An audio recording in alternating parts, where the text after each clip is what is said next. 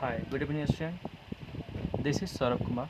Today I am going to teach you class 9 physics chapter number 3 gravitation. ठीक है? Before that we have studied about chapter number 2 force and law of motion and the motion chapter. इसके पहले बच्चों हमने chapter number 1 में आपको motion के बारे में अध्ययन करा चुके हैं। फिर उसके बाद हमने आपको स्टडी करा दिया है कि force and law of motion के बारे में। अभी आज के चैप्टर में बच्चों हम ग्रेविटेशन के बारे में पढ़ने जा रहे हैं। बच्चों अगर फर्स्ट और सेकंड चैप्टर का कंसेप्ट अगर क्लियर नहीं है तो आप उनको सबसे पहले मेरे बनाए गए वीडियोस को देखिए और कंसेप्ट वहाँ पे क्लियर कीजिए, क्योंकि उन्हीं कंसेप्ट के आधार पे यहाँ पे ग्रेविटेशनल चैप्टर के बारे में हम पढ़ेंगे। अगर सेकेंड चैप्टर जो आपको जो है नहीं समझ में आया तो फिर ग्रेविटेशन चैप्टर जो है आप नहीं समझ सकते हो, इसलिए ग्रेविटेशन समझने से पहले सेकेंड चैप्टर को अच्छी तरीके से समझ लीजिए। सबसे पहले हम इनका इंट्रोडक्शन देते हैं। Gravitation is a force. Gravitation क्या है बच्चों? गुरुत्वाकर्षण एक प्रकार की फोर्स है जिसके कारण से pull the moves masses toward each other. ये जो है फोर्स है जिसके कारण से दो ऑब्जेक्ट जो है एक दूसरे की तरफ मूव करती है या फिर पुल होती है। Force with which the earth pull the object toward it's called the gravitational force of the earth. Gravitational force और ग्रेविटेशन में अंतर है बच्चों। ग्रेविटेशन क्या बच्चों? एक फोर्स जिसके कारण दो मासेस जो है एक दूसरे की तरफ जो आकर्षित होती हैं, ठीक है। जबकि ग्रेविटेशनल फोर्स कहते हैं ग्रेविटेशनल फोर्स ऑफ अर्थ, इसका मतलब ये है कि वो फोर्स जिसके कारण से अर्थ जो किसी ऑब्जेक्ट को अपनी तरफ आकर्षित करती है तो बच्चों उसे gravitational force of the earth के नाम से जानते हैं, जिसे सिंपल वर्ड में ग्रेविटी ऑफ अर्थ भी कहा जाता है। यानी कहीं भी आपको ग्रेविटी ऑफ अर्थ के बारे में बोला जा रहा है या फिर ग्रेविटेशन ऑफ अर्थ बोला जा रहा है तो आप ग्रेविटी ऑफ अर्थ के बारे में समझ जाना, ठीक है। तो इस प्रकार से हमने ये जानकारी किया ग्रेविटेशन क्या है। तो ग्रेविटेशन जो है बच्चों एक प्रकार का फोर्स है, इसलिए हमने बोला कि सेकंड चैप्टर को बिल्कुल क्लियरफाई होना चाहिए, उसके सारे कंसेप्ट क्लियर होने चाहिए। अगर वो कंसेप्ट क्लियर नहीं है तो ग्रेविटेशन चैप्टर में आपको दिक्कत आ सकती है, ठीक है। हालांकि हम दिक्कत नहीं आने देंगे, और कोई भी दिक्कत होती है तो आप मुझे व्हाट्सएप करो, मुझे बताओ, हम उस प्रॉब्लम को जल्द से जल्द सॉर्ट आउट करेंगे, ठीक है। तो चलो हम यहाँ समझते हैं ग्रेविटी के बारे में। ग्रेविटी ऑफ अर्थ जो होता है, ग्रेविटी ऑफ अर्थ का मतलब क्या हुआ? वो फोर्स जिससे कारण अर्थ जो होता है किसी ऑब्जेक्ट को अपनी तरफ आकर्षित करती है, अट्रैक्ट करती है बच्चों, उसी फोर्स को हम लोग क्या कहते हैं? ग्रेविटी ऑफ अर्थ या फिर gravitational force of earth. Gravity of earth जो है बहुत ज़्यादा हमारे लिए ज़रूरी है, क्योंकि इसी के कारण से बच्चों हम जो अपने एटमॉस्फेयर को होल्ड करके रखे हुए हैं। अगर अर्थ की ग्रेविटी नहीं होती तो हमारे पास कोई एटमॉस्फेयर नहीं होता। अगर अर्थ की कोई ग्रेविटी नहीं होती तो रेन जो है जो पृथ्वी पर कभी नहीं हो पाती। जो आपकी वाटर रिवर में फ्लो करती है वो कभी आपकी वाटर जो है रिवर में फ्लो नहीं कर पाती। और हम सभी जो है ग्राउंड से कभी भी जुड़े हुए नहीं रह पाते अगर हमारे पास अर्थ के पास ग्रेविटी नहीं होती, ठीक है। तो इस प्रकार से हमने देखा कि अर्थ की ग्रेविटी वह हमें ज़्यादा इंपॉर्टेंस रखती है, क्योंकि इसी कारण से हमारा एटमॉस्फेयर जो है वो होल्डिंग पर एटमॉस्फेयर हमारे चारों अर्थ के चारों है। इसी कारण से हमारे अर्थ पे जो है रनिंग हो पाती है। इसी कारण से हम लोग की वाटर जो रिवर में है वो फ्लो कर पाती है, और इसी कारण से हम ग्राउंड से भी अच्छी तरीके से जुड़े रहते हैं। अकॉर्डिंग टू न्यूटन, हम सभी जानते हैं न्यूटन के अनुसार every object in the universe, अगर हम न्यूटन के ग्रेविटेशनल लॉ के पढ़े तो उससे हम जानकारी होगा न्यूटन के अनुसार प्रत्येक ऑब्जेक्ट जो आपके यूनिवर्स में बच्चों वो एक दूसरे को अट्रैक्ट करती है खास फोर्स से। The force with which two object attract each other it is called gravity, ठीक है। And the force between the two object not connected by any means. Newton के अनुसार, न्यूटन ने कहा, न्यूटन साहब ने ही हमको जो है अर्थ की ग्रेविटेशन के बारे में बताया था, क्योंकि जब एक बार वो अध्ययन कर रहे थे, एक बार स्टडी कर रहे थे एप्पल के ट्री के नीचे, तो उन्होंने क्या देखा, एक एप्पल जो है नीचे की तरफ टूट के गिरा। तो फिर वो सोचने लगे कि किन कारणों से ये जो है एप्पल जो है वो पृथ्वी पर गिरा। उसको सोचा तो उन्होंने पाया कि इसलिए गिरा क्योंकि पृथ्वी जो है वो एप्पल को अपनी तरफ अट्रैक्ट कर रही थी, जिसका रिजल्ट ये हुआ कि एप्पल जो है पृथ्वी की तरफ गिरा। यानी हम ये चीज़ कर सकते हैं कि न्यूटन ने ये चीज़ कहा कि अब एवरी ऑब्जेक्ट जो हमारे अपने यूनिवर्स में जो है एक दूसरे को अट्रैक्ट करती है वो कुछ खास फोर्स से, उसी को हम लोग क्या कहते हैं? ग्रेविटी कहते हैं। तो ग्रेविटी के बारे में न्यूटन ने हमें जानकारी दिया था, न्यूटन साहब ने हमें जानकारी दिया, सर आइजैक न्यूटन ने हमें जानकारी दिया था। तो इस प्रकार से उन्होंने क्या कहा कि एवरी ऑब्जेक्ट, यूनिवर्स की जितनी भी ऑब्जेक्ट हैं वो खास फोर्स के माध्यम से वो दो ऑब्जेक्ट जो एक दूसरे को अट्रैक्ट करते हैं, जिससे हम लोग क्या कहते हैं? ग्रेविटी कहते हैं। और ये ग्रेविटी जो फोर्स है बच्चों किसी भी तरीके से दोनों ऑब्जेक्टों में जुड़ी नहीं होती है। अब चलो यहाँ पर जो है ग्रेविटी ऑफ अर्थ के बारे में जानकारी कर ली। अगर हम लोग मान लेते हैं कि if the mass of the object are small then the gravitational force is very small. अगर दो ऑब्जेक्ट एक दूसरे को अट्रैक्ट करती है तो दोनों ऑब्जेक्ट की अगर मास कम है तो बच्चों ध्यान रखना उनका ग्रेविटेशनल फोर्स भी कैसा होगा, कम होगा।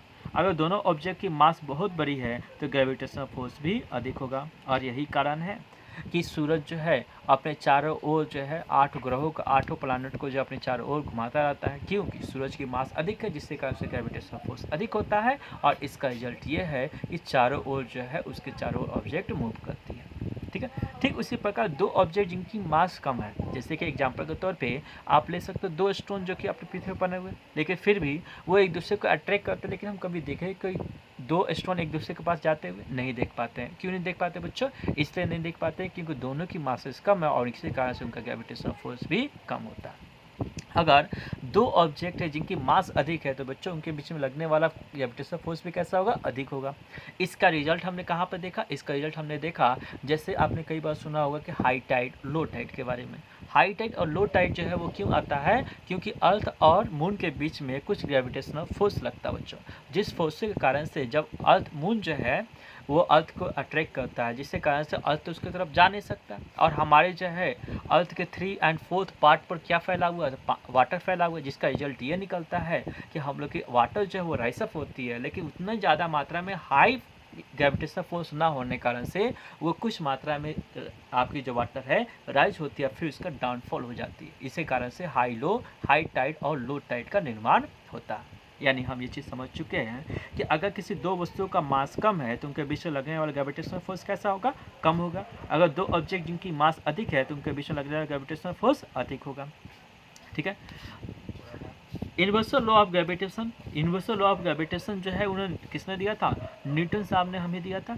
तो बच्चों यहाँ पर हमको इसको समझना है कि ग्रेविटेशनल लॉ ऑफ न्यूटन, इसके समझें उससे पहले हम यहाँ पर उसके बारे में अध्ययन करते हैं। According to universal law of gravitation every object in the universe attract each other. Everybody in the universe attract every other body with a force which is directly proportional to the product of their masses and inversely proportional to the square of the distance between them. Universal law of gravitation के अनुसार, universal law of gravitation के अनुसार everybody, दुनिया के हर एक object एक दूसरे object को अपनी तरफ अट्रैक्ट करती है। क्या करती है बच्चों? अट्रैक्ट करती है।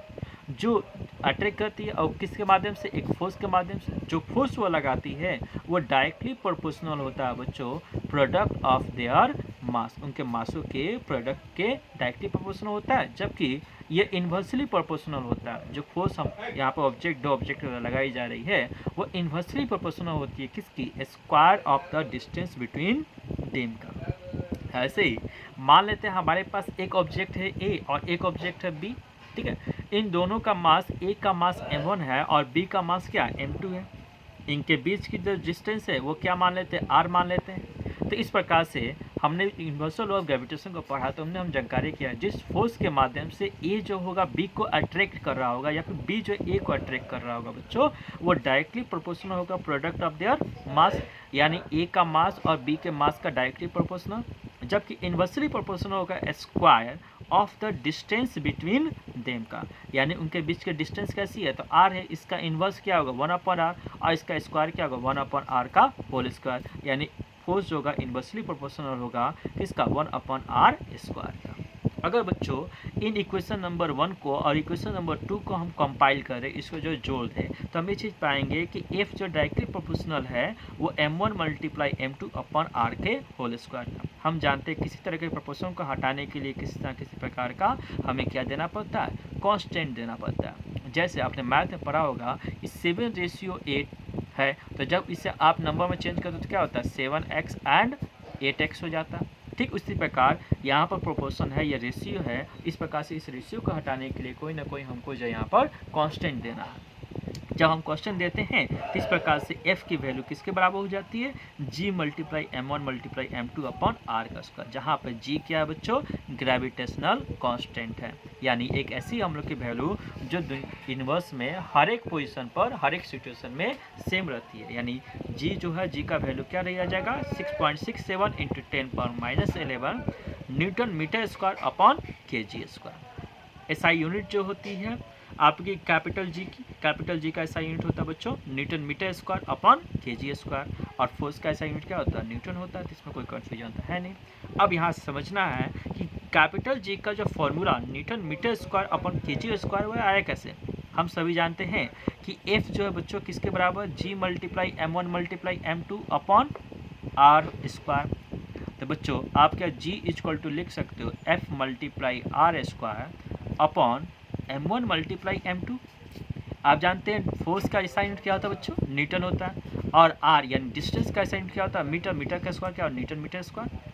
और यहाँ पर जो है मास का ऐसा यूनिट क्या होता है केजी, और केजी इंटू केजी क्या हो जाएगा बच्चों केजी स्क्वायर। इस प्रकार से ऐसा unit of the capital G क्या होता है बच्चों newton metre square upon KG square. ये बच्चों आपको याद रखना है। और दूसरी चीज़ कि कैपिटल जी का जो फॉर्मूला होता है, कैपिटल जी का जो वैल्यू होता है वो आपको याद रखना है, वो किसके बराबर होता है 6.67 into 10⁻11 newton metre square upon KG square.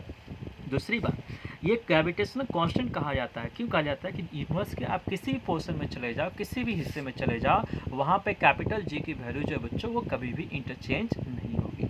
यही कारण है कि कैपिटल जी जो है उससे क्या कहते हैं हम लोग ग्रेविटेशनल कांस्टेंट कहते हैं। तो बच्चों आज आपने क्या जाना, आज आपने जाना कि ग्रेविटेशन क्या है। तो ग्रेविटेशन बच्चों एक प्रकार का फोर्स है, ठीक है, जो कि दो ऑब्जेक्ट मास जो होती है एक दूसरे को अट्रैक्ट करने की या पुल करने की कोशिश करती है।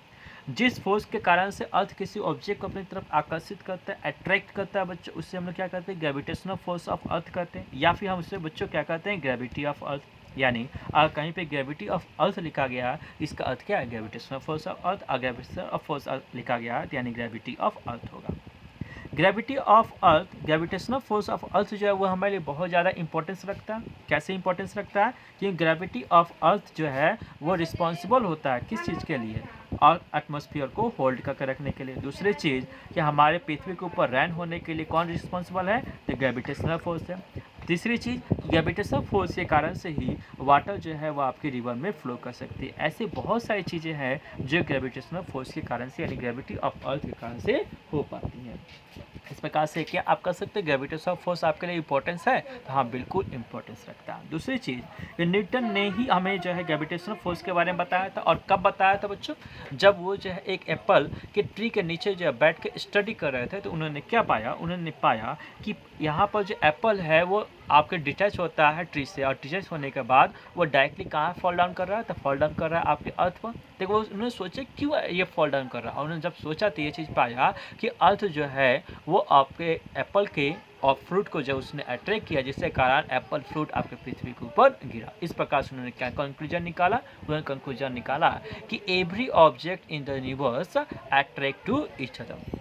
ठीक है, तो न्यूटन के अनुसार ऑब्जेक्ट के अनुसार इस प्रकार उन्होंने कहा कि एवरी ऑब्जेक्ट जो यूनिवर्स में है वो आपके जो है कुछ खास फोर्स के माध्यम से एक दूसरे को अट्रैक्ट करते हैं।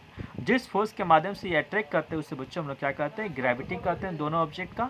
और ये साथ ही साथ ग्रेविटी जो एक ऐसी फोर्स है बच्चों जो दोनों ऑब्जेक्ट में किसी भी तरीके से जुड़ी हुई नहीं रहती है। ग्रेविटी ऑफ फोर्स किस प्रकार की हो सकती है, तो वो ज़्यादा अधिक भी हो सकती है और कम मात्रा में भी हो सकती है बच्चों। तो कैसे अधिक हो सकती है, अगर दोनों ऑब्जेक्ट की मास कम मात्रा में है तो यहाँ पर ग्रेविटेशनल फोर्स कैसा होगा, स्मॉल होगा। अब उन्होंने कहा कि अगर दोनों ऑब्जेक्ट की मास जो अधिक मात्रा में है तो ग्रेविटेशनल फोर्स कैसा होगा, बहुत ज़्यादा लार्ज होगा।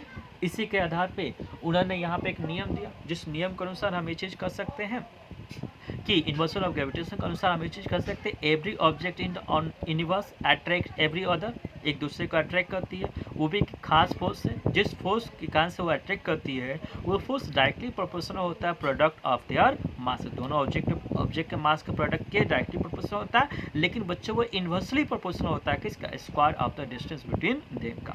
ठीक उसी प्रकार एक बार फिर से आपको समझाएंगे कि मान लेते हैं एक ऑब्जेक्ट ए है और एक ऑब्जेक्ट क्या है, बी है। ए ऑब्जेक्ट की मास क्या है, m1 है, और बी ऑब्जेक्ट की मास क्या है, m2 है। तो फिर यहाँ पर जो ग्रेविटेशनल फोर्स लग रहा है वो डायरेक्टली प्रोपोर्शनल किसका होगा, प्रोडक्ट ऑफ देयर मास, यानी m1 मल्टीप्लाई m2 होगा। ठीक है, ठीक उसी प्रकार यहाँ पर वो इन्वर्सली प्रोपोर्शनल होगा to the square of the distance between them, square of the distance between them, यानी डिस्टेंस कैसा है, तो r है, r का स्क्वायर को होता क्या हो जाएगा बच्चों, r स्क्वायर का इन्वर्स को होते 1/r स्क्वायर। ठीक है, ये इक्वेशन नंबर 2 और इक्वेशन नंबर 1 है। अगर बच्चे इन दोनों का आप कंपाइल करोगे तो आप ये चीज़ पाओगे कि f जो प्रोपोर्शनल हो गया m1 multiply m2 upon r के होल स्क्वायर का। ठीक है, यहाँ पर ये प्रोपोर्शनल चॉइस हम सभी जानते हैं, किस तरह के प्रोपोर्शन को हटाने के लिए हमें क्या देना पड़ता है, कांस्टेंट देना पड़ता है। और ये जो कांस्टेंट होता है जिसका नाम क्या देते हैं, जी देते हैं, जिससे हम लोग क्या कहते हैं, ग्रेविटेशनल कांस्टेंट। ठीक है, जहाँ पे ग्रेविटेशनल कांस्टेंट का फॉर्मूला वैल्यू होती है 6.67 into 10⁻⁻11 newton metre square upon kg square. यानी ग्रेविटेशनल कांस्टेंट के SI यूनिट क्या होता है, newton metre square upon kg square. ये कैसे आया, इसको भी हमने आपको समझाया कि हम सभी जानते हैं F जो डायरेक्टली प्रोपोर्शनल किसका, G multiply m1 multiply m2 upon r square. यानी G equal to F multiply r whole square upon m1 multiply m2। F का SI यूनिट क्या होता है, न्यूटन। r क्या डिस्टेंस है, यानी इसका SI यूनिट क्या हो जाएगा, मीटर। मीटर का होल स्क्वायर हो जाएगा मीटर स्क्वायर। kg इसका SI यूनिट क्या होता है, kg होता है। और इसका भी SI यूनिट क्या होता है बच्चों, kg होता है। kg इंटू kg क्या हो जाएगा, kg स्क्वायर। इसीलिए SI यूनिट जो होती है ग्रेविटेशनल कांस्टेंट क्या होता है, newton metre square upon kg square. दूसरी बात, इसे ग्रेविटेशनल कांस्टेंट इसलिए कहते हैं क्योंकि ये वैल्यू यूनिवर्स के किसी भी पोर्शन में आपकी सेम रहेगी, उसमें कोई चेंजिंग नहीं आएगा। और कल की क्लासेस में हम लोग जो है बच्चों इस पर कुछ आधारित न्यूमेरिकल्स होंगे जिनको हम सोल्व करेंगे और आपको समझाएंगे, ताकि इस पर आधारित जो भी न्यूमेरिकल आपके सामने आए उसे आप सोल्व कर सकें। फिर उसके नेक्स्ट क्लासेस में हम न्यूटन के थर्ड लॉ ऑफ मोशन पे आधारित, थर्ड लॉ ऑफ मोशन जो है उसके थर्ड लॉ ऑफ मोशन और ग्रेविटेशन के बीच में कनेक्शन दिखाएंगे, किस प्रकार से जो है थर्ड लॉ ऑफ मोशन और ग्रेविटेशन जो एक दूसरे से आपके जुड़े हुए हैं। ठीक है, ये तो आपका आएगा 3 पार्ट में। और सेकेंड पार्ट में कल हम देखेंगे प्रॉब्लम बेस्ड ऑन इट। ठीक है, तो इस प्रकार से आपको याद रखना है F जो डायरेक्टली प्रोपोर्शनल किसका होता है, G multiply m1 multiply m2 upon r whole square. ठीक है, आप इसे नोट्स कर लीजिए, आप इसमें जो भी प्रॉब्लम्स आती है आप उसमें बताइए, और इसके जो भी प्रॉब्लम्स होंगे मैं जल्द से जल्द सॉर्ट आउट करने की कोशिश करूँगा। Thank you.